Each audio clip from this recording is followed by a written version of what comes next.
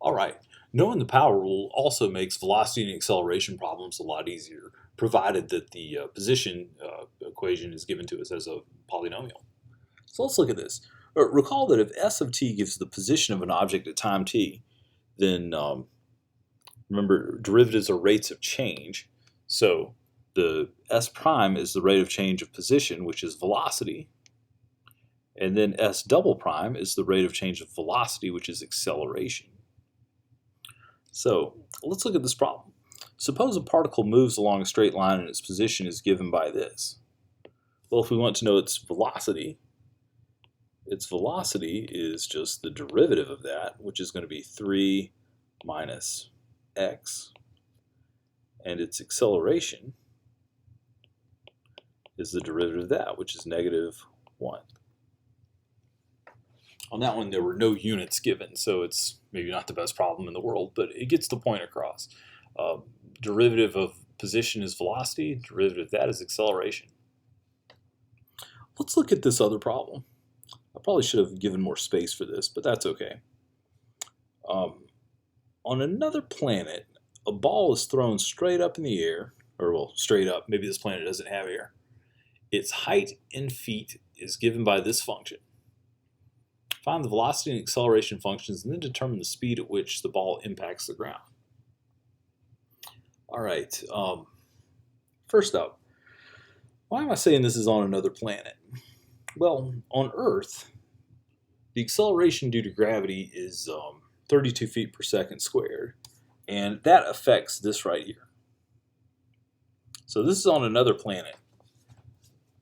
If this were Earth, this would be 16 instead of 4.4. So this is a smaller planet with less gravity.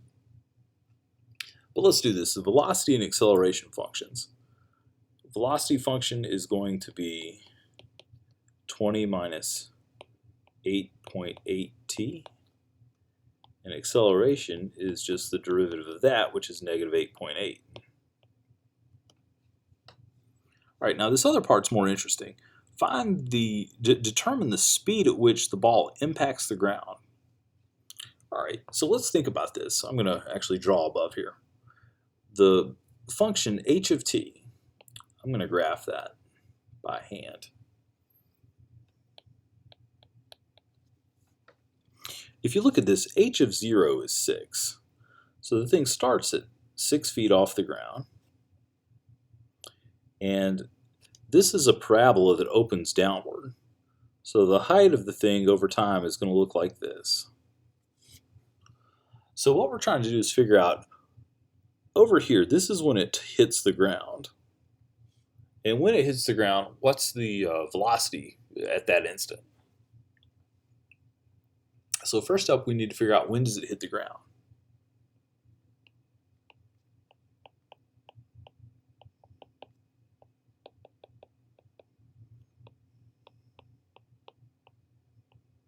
We do that by setting h of t equal to 0.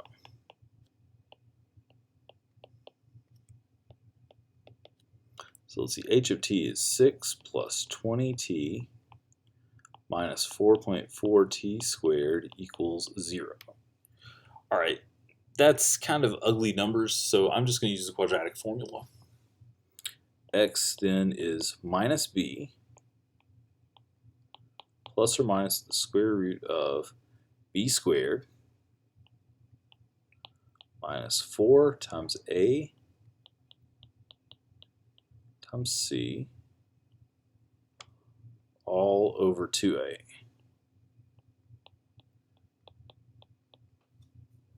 All right. Let's see. Now, notice this is going to give us two answers, one from the plus and one from the minus. If you come back up here and look at the graph, the two answers it's going to give us, one of them is going to be a positive number over here. The other one's going to be a negative number that corresponds to this point back here. We only care about the positive number, so let's just find it. So for that, I'm going to do big fraction. Let's see, negative 20 plus the square root of, notice I'm only doing the plus because I want the positive answer. So plus square root of 20 squared minus Actually, I'm going to go ahead and do my signs in my head. So 20 squared plus 4 times 4.4 times 6. All that over 2 times negative 4.4.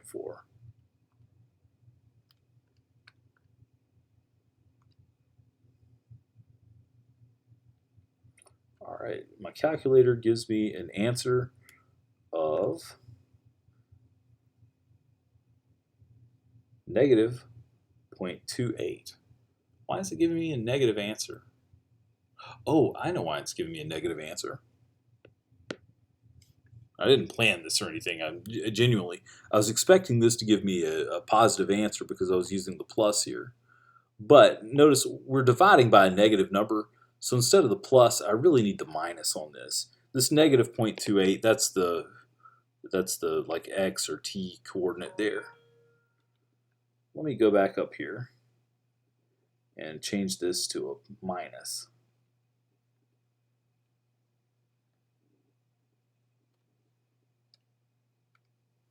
When I do that, now the number I get is 4.8279.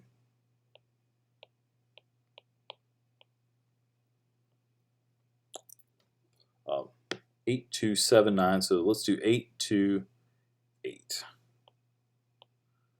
I'll just round to 3 places to the nearest millisecond. So now the question is, how fast does it go when it hits the ground? Well, there are 2 answers to that. One is when it hits the ground, it's going 0. But we're really interested in what's the speed right at the moment when it hits, or like, the instantaneous speed before the ground stops it. So really, we just need to evaluate v of this number. So v of 4.828 is 20 minus 8.8 times 4.828. So let's see. 20 minus 8.8 times 4.828. Lots of 8s here. And I get negative 22.4864. And what are my units here? We're talking about feet, and I guess it never said. I meant to imply that it was in seconds, so this is in feet per second. So its speed or velocity there is negative because it's going down. All right, that's it.